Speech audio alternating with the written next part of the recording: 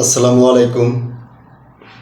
সবার সুস্বাস্থ্য কামনা করে আজকে যে বিষয় বলতে চাই সেটা হচ্ছে একটা সিআর মামলা দায়েরের ক্ষেত্রে বিজ্ঞ ম্যাজিস্ট্রেট কি কি আদেশ দিতে পারেন।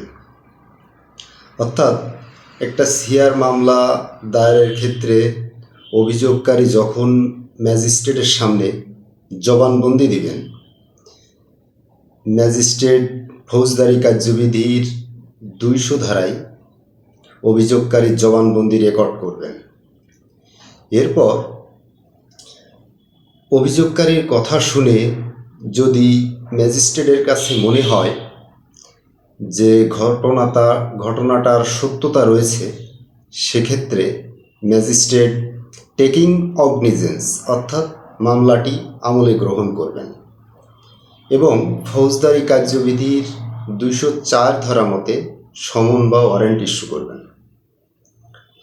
এরপর যদি ম্যাজিস্ট্রেটের কাছে মনে হয় যে এই ঘটনাটার আরও একটু তদন্ত প্রয়োজন, সেক্ষেত্রে ম্যাজিস্ট্রেট ফৌজদারি কার্যবিধির 202 ধারা মতে পুলিশ বা অন্য কোনো ব্যক্তিকে দিয়ে তদন্তের নির্দেশ দিতে পারেন।